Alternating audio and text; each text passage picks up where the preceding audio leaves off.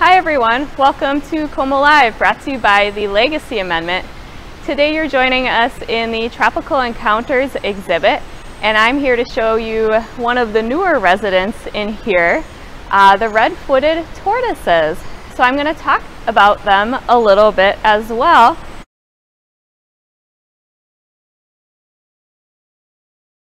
So their names are Boots, Asic, Moccasin, Nike, Sketcher, and Cobbler. I think that's 6, yes. Nike and Moccasin are males and the rest are females. And as you can see by their names, they're all named after shoes. So kind of funny. Kind of goes along with the red-footed theme too. In the wild, these tortoises would be naturally found in the rainforests, ranging from Panama to Argentina and South America. So they would normally live in dry and wet forest areas, and they'd sometimes be found in grasslands as well. So this is a really good environment and enclosure that we have here in our Tropical Encounters exhibit. Like all tortoises, they're primarily herbivores, so they'll feed on a variety of vegetation, and they'll also eat fallen fruit. They might also munch on the occasional insect as a source of protein too. They actually find their food by smelling, so they use their nose to detect their food. And a really cool fact about them, which I find is interesting, they eat fruit, but obviously their bodies are not adapted to climbing trees, so they would find fruit that would normally be fallen on the ground. And they eat the fruit. They don't digest the seeds, but instead, when they go to the bathroom, the seeds end up in their droppings. And as they're walking around in their territory, they're actually planting those seeds to help grow new fruit trees. So they're a really important part of their habitat and the ecology too. Here at Como, we feed them chopped up vegetables. The zookeepers will put, you might see lettuce or carrots or other versions of chopped up veggies too. And I actually see some way over on the far side of the exhibit. So if you visit us during the day, you might catch some of the tortoises munching on the veggies. Like a lot of tortoise species too, the red-footed tortoises are social. So they do really well in an environment of multiple different species. Or multiple different individuals, I should say. They have different behaviors that people see that basically have said, oh, they do really well together. Some of those behaviors include the tortoises sharing shelter spaces. So in the wild, the tortoises might find abandoned armadillo or agouti burrows, and to hide from predators, they might hang out in those abandoned burrows together, sometimes even for days at a time.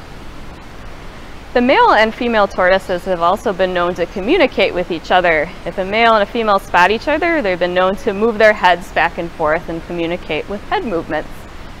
They're also known to follow each other. So smaller tortoises will generally follow larger tortoises.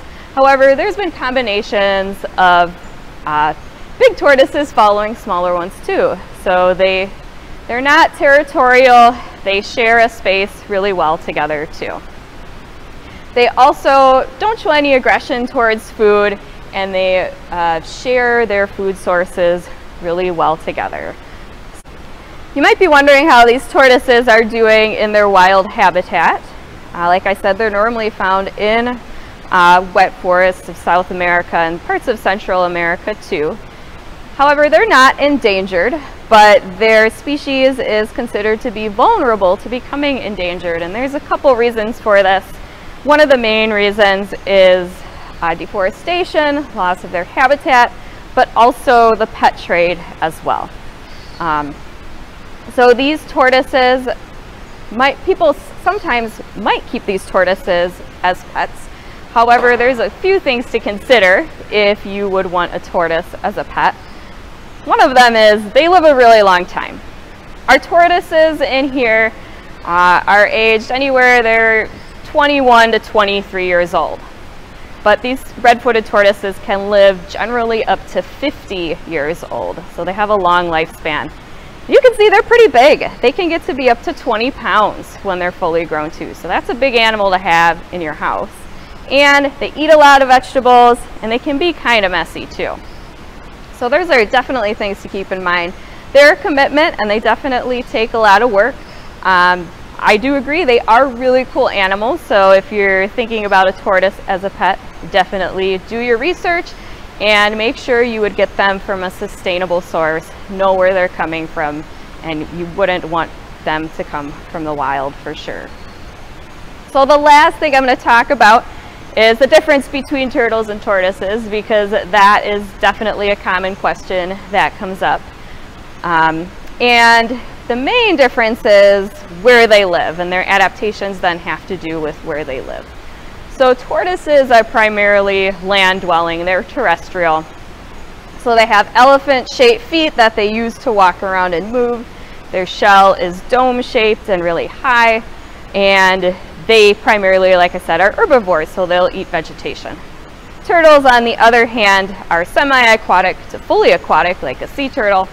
They have flat shells, and their feet can be webbed or have almost like a flipper like a sea turtle that they use to swim.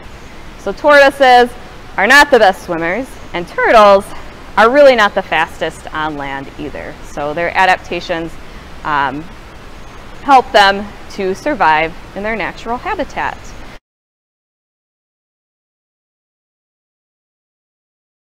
If you have any questions as you're watching, you can type them in the comments and we'll get to them as we can. Other than that, thank you so much for watching. Have a good day.